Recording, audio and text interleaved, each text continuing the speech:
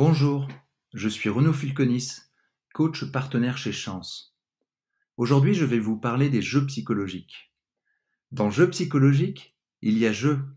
Pourtant, les jeux psychologiques n'ont pas la légèreté d'un jeu de société en famille ou entre amis. Ils sont décrits par le psychiatre canado-américain Eric Berne, père de l'analyse transactionnelle dans son livre « Des jeux et des hommes », paru en 1964. Dans ce livre, Berne illustre les jeux de 36 manières différentes et d'autres ont été décrits depuis. Pour faire simple, disons qu'il s'agit d'un échange à double fond entre deux ou plusieurs personnes. L'une d'elles formule son propos, mais en réalité, elle veut dire autre chose. On dit encore que cet échange se produit à deux niveaux. Le niveau social, ce qui s'entend, et le niveau psychologique, ce que la personne veut vraiment dire. Les jeux n'apportent en général rien de bon, et leur issue, qui s'apparente à un coup de théâtre, nous laisse au mieux dans l'inconfort, mais peut aussi renforcer notre sensation de mal-être. Leur fonctionnement est toujours le même. Le jeu commence quand une personne tend un appât, que l'on appelle un attrape-nigo, et invite une autre personne à jouer. Cet appât vise chez l'autre un point faible. Si l'autre répond, le jeu s'engage. Il se produit plus tard un déclic quand l'un des joueurs s'offusque. S'ensuit alors un moment de stupeur quand en retour l'autre joueur se sent blessé, offensé. Les bénéfices négatifs pour les deux concluent le jeu. Ils permettent à chacun de confirmer les croyances négatives sur soi, les autres ou le monde dans son ensemble. Nous jouons également pour satisfaire nos besoins de reconnaissance et de maintenir notre position de vie existentielle. Un sujet abordé par Meij dans un épisode précédent de ce podcast. Si je ne parviens pas à obtenir les signes de reconnaissance positifs dont j'ai naturellement besoin, je vais chercher à obtenir des signes de reconnaissance négatifs qui sont mieux que rien. Dans le cadre du parcours Chance, Sophie m'a confié souffrir de ne jamais obtenir de reconnaissance de son manager, ni même de ses collègues. Aucune reconnaissance pour l'énergie dépensée, pour le bien-être de l'équipe. Aucune non plus pour son dévouement à son travail.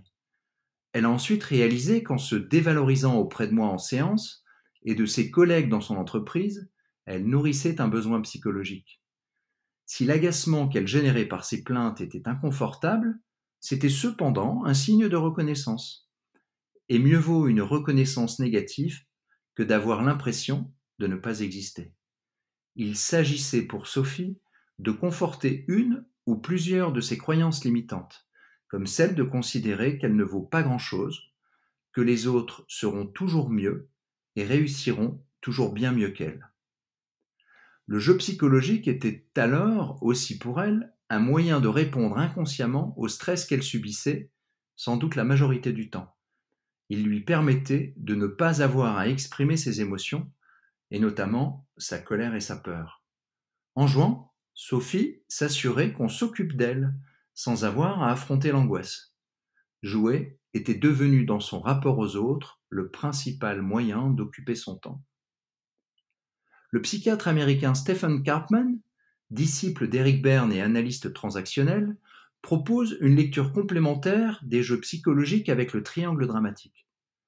Par l'illustration des tragédies, Karpman considère que nous entrons dans le jeu psychologique à partir de notre rôle préférentiel, celui de persécuteur, de victime ou de sauveur. Luc, que j'ai accompagné il y a quelques mois dans le cadre du parcours Chance, a reconnu dans nos échanges un rôle récurrent de persécuteur. Il a saisi à quel point il se l'était approprié dans son cadre professionnel. Les exigences disproportionnées et la pression considérable qu'il mettait sur son plus proche collaborateur lui permettaient de renforcer son sentiment de supériorité. Cela pour compenser en réalité son manque de confiance en lui et son impression d'insécurité. Alors le persécuteur blâme, rabaisse, critique. En apparence, la personne se considère en position supérieure. Pour le persécuteur, le responsable de sa frustration, c'est l'autre, et il est donc normal de lui faire payer. Sa position de vie est OK plus, OK moins. J'ai de la valeur, toi, tu n'en as pas à mes yeux. La victime, illustrée par Sophie, se sent inférieure et se croit incapable de résoudre les problèmes par elle-même. Elle rejette la cause de ses malheurs sur autrui et n'exprime pas spontanément ses désaccords. Elle est incapable de dire non et sa position de vie est OK moins, OK plus. Je ne vaux pas grand-chose, les autres valent plus que moi. Le sauveur, enfin, pense que les autres ne peuvent s'en sortir sans lui. Il cherche une personne à aider, sans même que l'autre ne formule de demande pour cela. Il est donc à l'affût de celles et ceux qui apparaissent faibles ou incapables de s'en sortir seuls.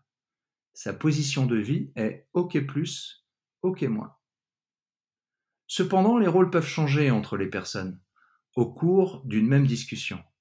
Une victime qui se sent oppressée par la présence du sauveur pourra finir par dire « Oh, laisse-moi, je t'ai rien demandé », passant alors dans le rôle du persécuteur. Le sauveur, passant à son tour dans le rôle de persécuteur, pourra répondre « Quoi ? Après tout ce que j'ai fait pour toi ? » Bien sûr, nous jouons tous, et notre lieu de travail est un terrain favorable au jeu psychologique. N'oublions cependant pas que le jeu ne sert jamais la relation d'une manière positive.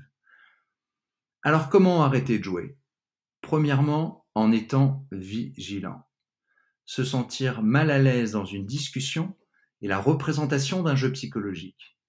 Identifiez alors le rôle qui est le vôtre. En prenant la responsabilité de vos actions et de vos choix, vous considérez que vous avez de la valeur et en accordez à l'autre tout autant. Le meilleur moyen de ne pas subir les effets négatifs du jeu psychologique est de ne pas jouer. Fixez vos limites. Dites non si vous pensez non et ne laissez personne vous manquer de respect. Personne. Le jeu ne favorise pas les relations sincères. Alors exprimez clairement et d'une manière authentique vos besoins et vos émotions et donnez à l'autre la possibilité de faire de même.